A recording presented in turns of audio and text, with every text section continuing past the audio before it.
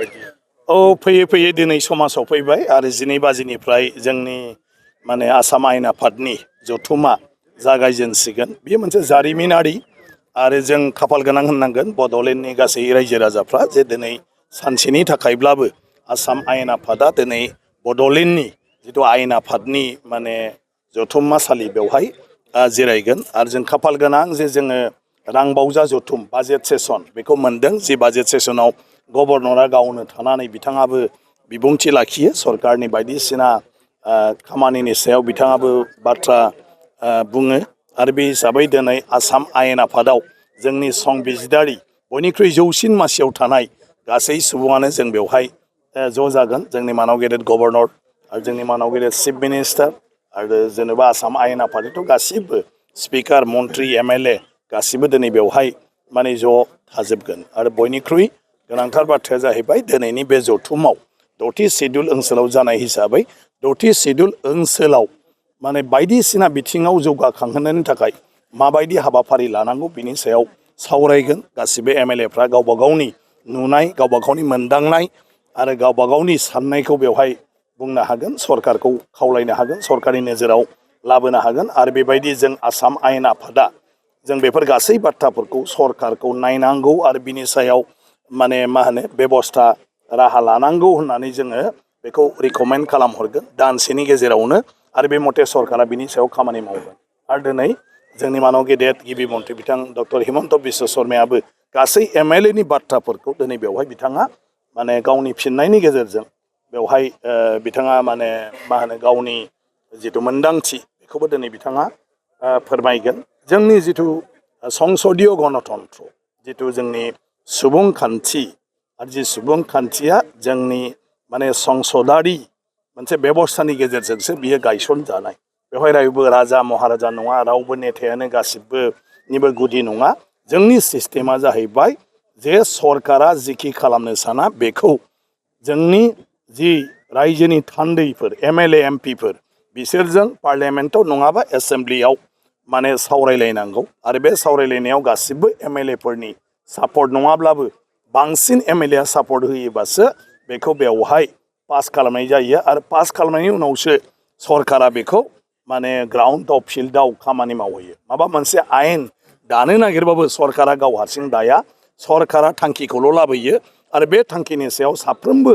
एमएलएआनो बाथ्रा बुंनो हायो आरो एमएलएफ्रा गोसो जायोब्ला बेखौ नांथ'वा होननानैबो सरकारखौ बादा खालामनो हायो ओंखायनो रायजोआ बे बाथ्राफोरखौ मोनथिनांगौ आरो रायजोआ बेफोरनि सायाव माबाफोर थायोब्ला गावबा गावनि एमएलएखौ बुंनांगौ जे बे बाथ्राखौ नोंथांमोना एसेम्ब्लियाव दैखांनांगौ आरो सरकारखौ साजेसन होनांगौ सुबुरुन होनांगौ जे बेखौ ओरै खालाम होमबासो रायजोफोरनि थाखाय मोजां जागोन नङाबा रायजोफ्रा खस्थ' जागोन नङाबा हादोरा खहा जागोन बेफोर बाथ्राफोरखौ नोंथांमोना बुंनांगौ होननानै रायजोफ्रा एमएलएफोरखौ बुङो दा गोबां एमएलएफ्रा जेन'बा एबसेन्ट थायो मालाबा बेफोरनि बेलायावबो रायजोफ्रा गावबा गावनि एमएलएखौ बुंनो हागोन जे नोंथाङा जुदि आसाम एसेम्ब्लियाव बा भारतनि संसदआव जुदि प्रेजेन्ट थाया नुजाथिया एबसेन्ट जायो जोंनि बाथ्राखौ सोर बुंगोन एसेम्ब्लियाव ओंखायनो नोंथाङा जोंनि माने एसेम्ब्लिनि समाव जोंनो नाङा जोंनाव फैनो नाङा नोंथाङा एसेम्ब्लियावनो थाबाय था आरो जोंनि बाथ्राफोरखौ बेवहाय दैखांबाय था बेबायदि बाथ्राया फैगोन जेब्ला बेबायदि बाथ्रा फैयो होमबासो जोंनि बायदि मोनसे माने सुबुंखान्थियारि हादोरा माने गासै रायजो राजाखौ लानानै रायजोफोरनि गांनाय उखैनाय लुबैनाय हास्थायनाय बेफोरखौ मावनायनि गेजेरजों जोङो आवगायलांनो हागोन दा बेनि गुबै थांखियानो बेनो बेवहाय जिरायफैनाया गिबि मन्थ्रिजों लोगोसे आसामनि 126 जन एमएलएफोरा फैगासिनो माबायदि बरायनो सानो ना बेयावथ' आंथ' बराया बेवहाय जों बरायजाग्रा ओमफ्राय जोंनि माने बड'लेण्डनि आयेन आफादनिफ्राय बरायनो थाखाय थागथियारि जादों आंखौ बरायबायानो नै आर'नाइ होनानै गतिके गासैबो बिथिंनिफ्रायनो बिथांमोनहा माने थामथिम जानानै दं गतिके सौफैबानो गासिबखौबो बरायसिगोन बेलासिनि बेसेबां बाजिसिम सोलिगोन बेखौ बुंनो हाया जोंनि बिबुंथि लाखिगिरिफ्रा बेसेबां गुबैयै जों सानदों जे माने 6 बाजिसोसिम सोलिगोन बिदि बाराबो जानो हागौ पाब्लिकफोरनि थाखाय लाइभ स्ट्रिमिंनि मोनसे राहा खालामनाय बे जादों गासिबो माने अनलाइनाव मोनजोबगोन आसाम लेजिस्लेटिभ लाइभ मोनसेया जाहैबाय गासैबो जोंनि जिथु मेडिया बेनो जोङो माबा फिडखौ होगोन बयबो बिनिफ्राय लाइभ मोनजोबगोन गासिबो मेडियानो पर्टेलावबो गासिबो मोनगोन जेसेबां बेवहाय नायो रायजो राजाफ्रा बिनि गेजेरजों नुगोन आरो आसाम लेजिस्लेटिभ माने एसेम्ब्लिया आसाम आयेन आफादा गावहानो मोनसे माने पर्टेल दं गतिके इउटिउबबो दं बेवहाय लाइभ जाबाय थागोन जायफ्रा बेखौ माने मा होनो गावबा गाव मबाइलाव अन खालामो बेबो नुगोन गतिके ओंखायनो टिभियावबो नुगोन ससियेल मिडियायावबो नुगोन आरो जायफ्रा केम्पासाव फैयो बिसोरनि थाखाय जों बायदिसिना जायगायाव स्क्रिननि बेबस्था खालामदों माने बड'लेण्डनि आयेन आफादाव लांगोनायावनो जोंहा हाबग्रो मोना बेवहाय मोनसे दं बेयाव स्क्रिननि बेबस्था दङ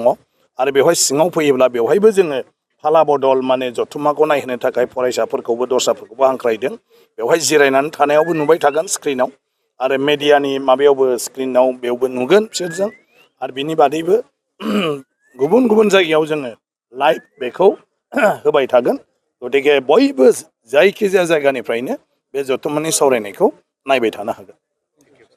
मोनसे गोजोनथाव खौरां क'क्राझार जिल्लानि सिङाव काजिगावआव थानाय गुरुदेव कालिचरण ब्रह्म एकाडेमियाव